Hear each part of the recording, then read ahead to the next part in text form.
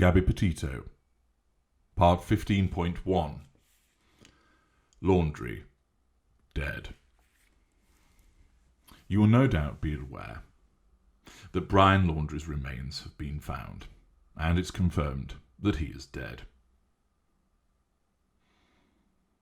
I will be addressing a number of key questions in relation to Brian Laundrie and his behaviour, all interpreted and explained through the prism of narcissism, since Brian Laundrie was a narcissist. The BB News website tells us that human remains found in a Florida park on Wednesday are those of Brian Laundrie, the fiancé of murdered blogger Gabby Petito, the FBI says. The body of Mr. Laundrie, who had been missing for over a month, was identified using dental records. Mr. Laundrie, who was a person of interest in Gabby Petito's death, returned to Florida last month from a joint road trip without his partner. Her body was later found in Wyoming, where the couple had been travelling. On October 21st, 2021, a comparison of dental records confirmed that the human remains found at the T. Mabry Carlton Jr. Memorial Reserve and Myakkahatchee Creek Environmental Park are those of Brian Laundrie, the FBI said in a statement on Thursday.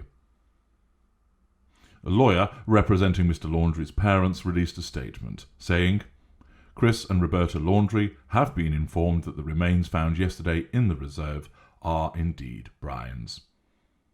We have no further comment at this time, and we ask that you respect the Laundrie's privacy at this time." On Wednesday, officials said that the remains had been discovered in a part of the park that until recently had been underwater. Other items, including a backpack and notebook belonging to Brian, were also found during the search.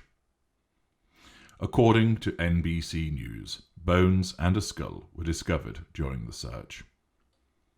In a short news conference on Thursday, Lee County Sheriff Carmine Marchino praised officials for working under treacherous conditions in the park. He described the chest-deep water as being filled with rattlesnakes and alligators.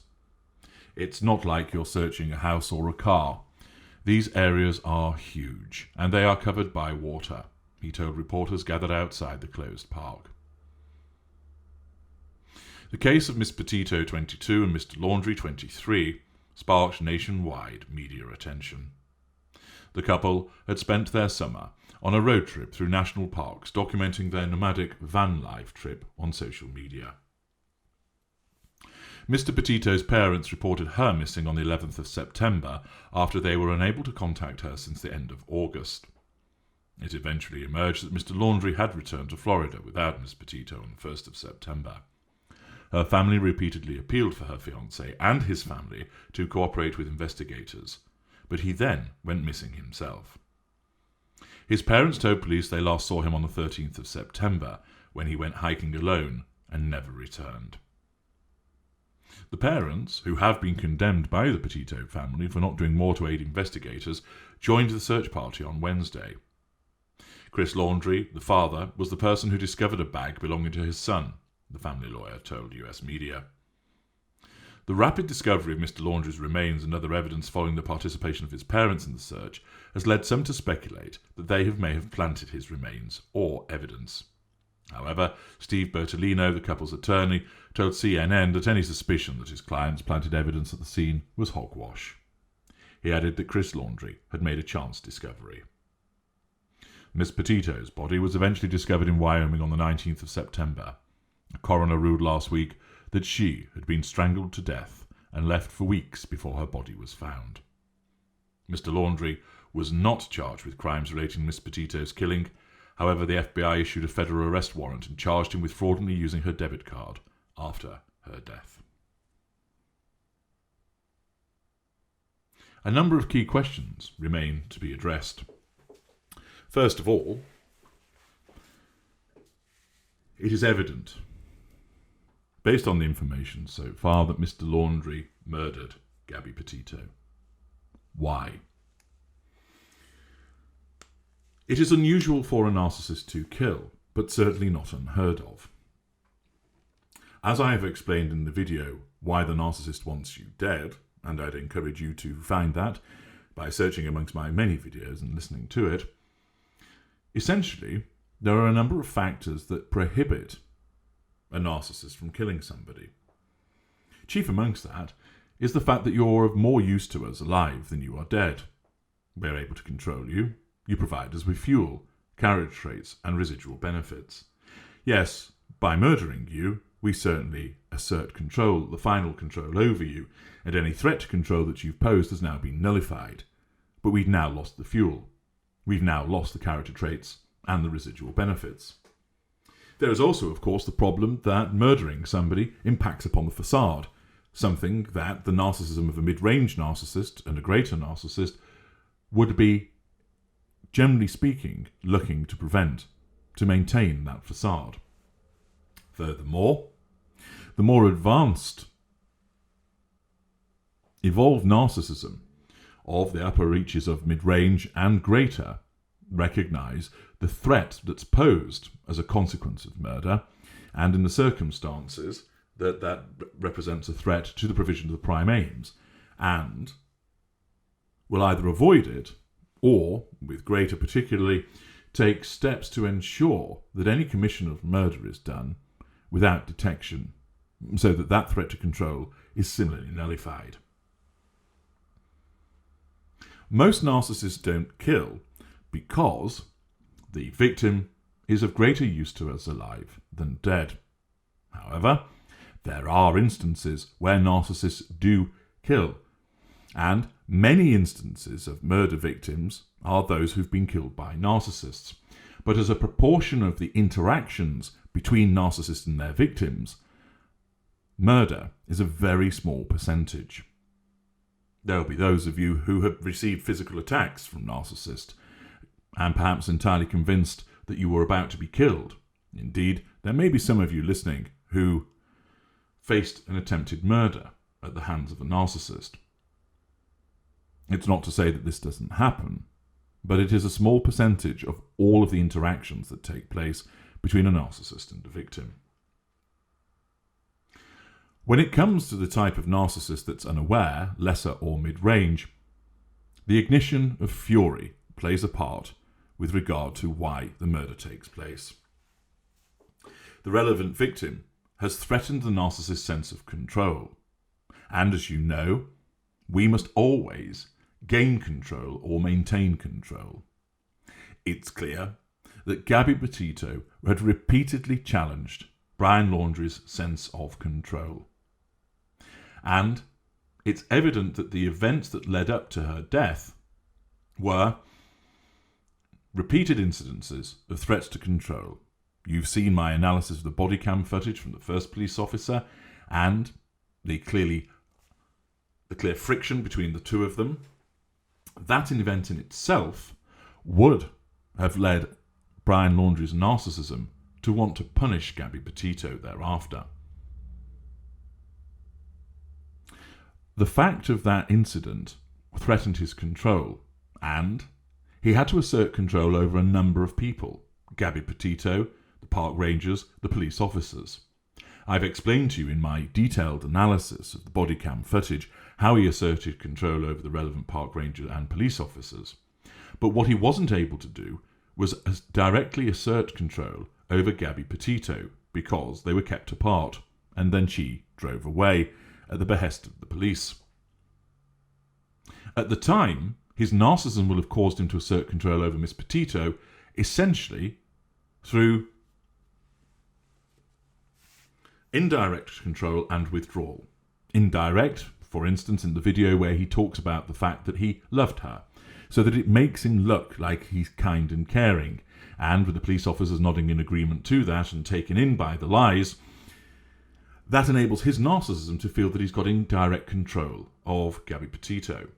If you want to understand more about the three assertions of control, just use the link in the video description to go to the Knowledge Vault and obtain that material. You'll find it very helpful. Furthermore, because Gabby Petito will have kept coming up on his radar, for instance when he was sat down by the curbside and talking about wanting some shade from the sun, you notice that he kept glaring over at least twice towards Gabby Petito. And that's where his narcissism was asserting control from a position of withdrawal. He couldn't go and talk to her to assert control directly. He wasn't in a position to smear or flatter through triangulation, and instead his narcissism caused him to think ill thoughts about her. And that in that moment he stayed in a position of withdrawal and asserted control over her. However, she became painted black because she caused him to be pulled over by the police. That is what his narcissism will tell him. And therefore, his narcissism will have needed him to revisit the matter at a later juncture by lashing out at her in some shape or form. Now, we don't have the exact details of what happened thereafter. We know, of course, that there was an argument in a restaurant that was witnessed by people, and it's highly likely that when he next caught up with Gabby Petito, probably the next morning, a further argument ensued as his narcissism asserted control over her in a malign fashion. Thereafter, they continued their journey, and there will have been repeated clashes between them, as, doubtless, where she inadvertently threatened his control, he would have brought up the police stop, used it against her, bringing up the past, and continued to utilise the various manipulations that were available to him unconsciously in the unaware fashion that he has as part of his narcissism. It seems to me that there will not have been one major wounding event that caused Brian Petito to throttle his fiancée to death, but rather it was a case of the repeated threats to control that she was inadvertently causing by virtue of the two being in close proximity to one another for such a long period of time, and the fact that she was in sustained devaluation as the intimate partner primary source, resulted in Brian Petito eventually having his fury ignited to a point that he had sought to assert control over her, for instance, through verbal violence, or trying to lock her out of the van, threatening to leave, threatening perhaps to end the relationship, giving her silent treatments. And I suspect that the culmination of these behaviours was such that, in the end, Gabby Petito had had enough herself. The repeated and sustained devaluing behaviour meted out to her by Brian Petito doubtlessly eroded her own empathic traits, bringing forth her own narcissistic ones. All individuals who are not narcissists are a bundle of both empathic and narcissistic traits, and ordinarily, empathic and normal people have their narcissistic traits kept in check by their empathic traits, so their narcissistic traits behave in a healthy way.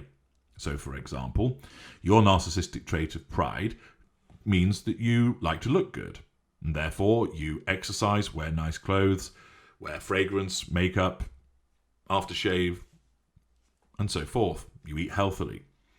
But what it doesn't mean is that you go and exercise down at the gym so that you miss, for instance, your child's piano recital or birthday party. It doesn't mean that you steal money in order to buy the clothes, the lotions and potions, fragrances and makeup, etc. It means that you don't blow the household budget on shoes. It means that you don't force everybody in the household to eat a fatty diet just because you're on one. You engage in looking after yourself without causing a detriment for somebody else, and your narcissistic trait of pride is thus kept in check by your empathic traits. However, the application of an external stressor, and you can understand more about this in the Logic Bulletin, Why Am I Behaving Like a Narcissist, available in the Knowledge Vault, causes the empathic traits to recede. And when they do, the narcissistic traits come to the fore. And this is what happened to Gabby Petito. The sustained, devaluing abuse that she was being subjected to over and over again by Brian Laundrie, reduced her empathic traits. And her narcissistic traits of anger and argumentative came to the fore, and she fought back. Unfortunately for her, this meant that she was repeatedly threatening Brian Laundrie's control. And being the type of narcissist that he was, he used various manipulations to try and get her back under control, but they weren't working. Where he insulted her, she fought back. Where he tried to walk away, imposing a silent treatment, she wouldn't let him, no doubt following him. Where he brought matters up from the past, she continued to argue. Where he delivered a circular conversation, she stood her ground and pointed out where he was wrong. And she will have done this repeatedly to the point that, in essence, Brian Laundrie's manipulative palate became exhausted. And therefore, since there was nobody else around and no need to keep up any kind of appearance or facade, it selected physical violence. And in that moment, driven by his ignited fury, he placed his hands around his fiancée's neck and strangled her, thus murdering her. Brian Laundrie murdered Gabby Petito as a consequence of her repeated threats to his control, as a consequence of his abuse to her. He abused her, her empathic traits receded, she fought back, but her fighting back repeatedly threatened his innate and unconscious need for control. His narcissism therefore selected to the use of physical violence, and he strangled her to death. And that was why he will have murdered her. Join me in part 2 as I address further questions arising out of why Brian Laundrie did as he did, what happened when he disappeared, all seen through the lens of narcissism to give you further understanding. Please ensure that you like these videos and that you share them widely, as many people are interested in this case and have various theories, and this will aid them with further understanding about what's actually happened, and of course, enable more people to understand about narcissism. Thank you in advance for doing so.